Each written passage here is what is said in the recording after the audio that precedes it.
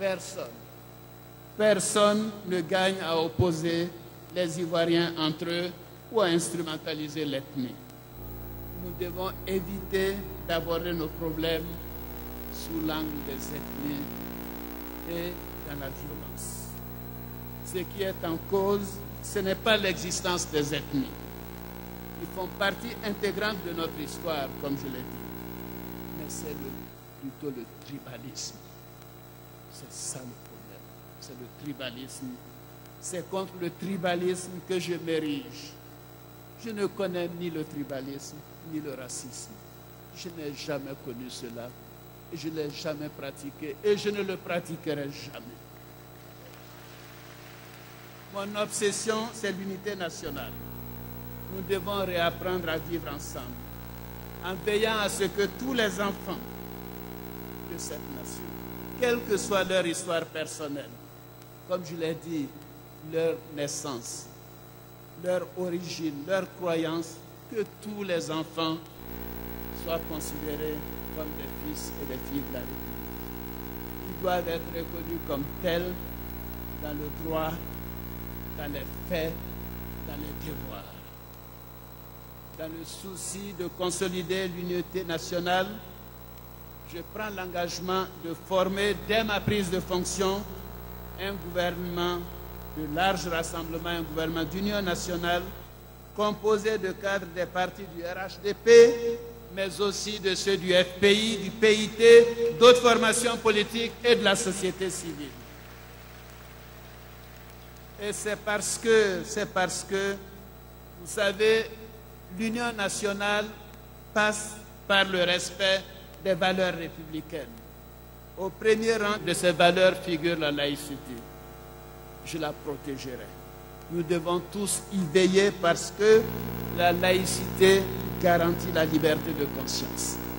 Elle assure la possibilité de pratiquer sa foi et d'être protégé. Je suis allé à la mosquée hier. Je serais allé accompagner Dominique à l'église cet après-midi si nous n'avions pas terminé tard. C'est cela la laïcité. Acceptons toutes les religions, quelles qu'elles soient. Il faut le faire. Ceci est indispensable. C'est un élément crucial de la cohésion sociale et de la paix. Je me félicite qu'elle soit respectée dans notre pays. Je tiens ici, à cette occasion, à rendre hommage aux chefs religieux pour leur sens des responsabilités et leur attachement à la paix. Vous avez beaucoup fait, vous devez continuer, nous avons besoin de vos prières. Dans le souci de consolider notre volonté de vivre ensemble, je déciderai de la création d'un Conseil supérieur des religions et des convictions. Ayant inscrit l'unité nationale comme une de mes préoccupations, je prendrai l'initiative d'une révision de notre loi fondamentale pour extirper de notre Constitution tous les articles confligents, donc susceptibles de faire peser une menace sur la cohésion nationale. Donc la Côte d'Ivoire doit redevenir elle-même. La Côte d'Ivoire doit redevenir le moteur de l'intégration sous-régionale et un acteur incontournable du monde. Cette fierté que nous avions d'être Ivoiriens. Cette fierté que nous avions de montrer notre passeport ivoirien.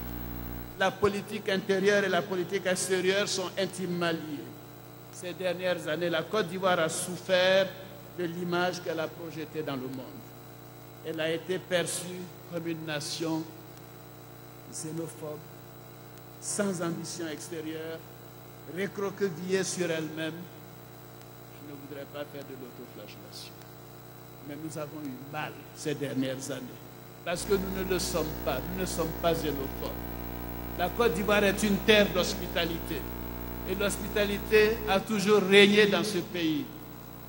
Donc, cette minorité qui nous a desservis, qui nous a salis, qui a sali notre image, de grâce, arrêtez.